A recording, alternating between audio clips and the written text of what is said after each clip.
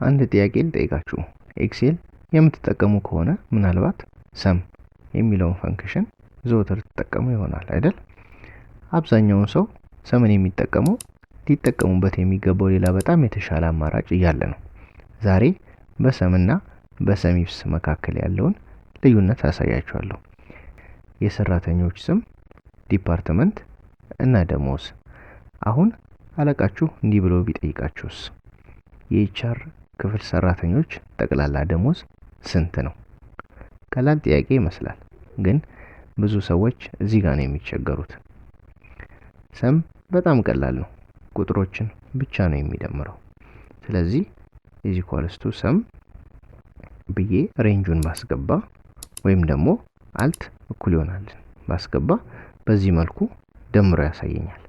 ኤክሴል ሁሉንም ደሞዞች ይደምርልኛል ያለ ምንም ጥያቄ። ግን ችግሩ እዚህ ላይ ነው። ስለ ዲፓርትመንት ወይም ስለ ስም ምንም ግድ የለውም።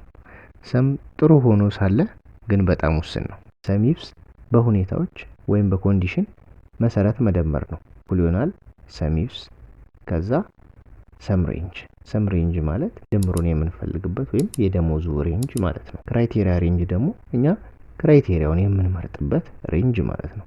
ክራይቴሪያ ደግሞ እኛ የምንሰጠው ኮንዲሽኑ ማለት ነው። ያ ማለት አለቃችን የጠየቀን የኤችአር ደሞዝ ስለሆነ ክራይቴሪያው ኤችአር ነው ማለት ነው። ስለዚህ አሁን ኤክሴላችንን ቁጥር ብቻ እየደመረ አይደለም ማለት ነው። ሰም ሁሉንም ይደምራል።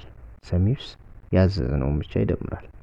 በኤክሴል ችሎታችሁን ማሳደግ ከፈለጋችሁ እንደ ሰም ኢፍስ ያሉ ፈንክሽኖችን መጠቀም መጀመር አለባችሁ። ይህ ቪዲዮ ኤክሴልን በተሻለ ሁኔታ እንድትረዱት ከረዳችሁ ቪዲዮውን ላይክ ማድረግ እንዳትረሱ እና ለተጨማሪ ኤክሴል ቪዲዮዎች ሰብስክራይብ ያድርጉ።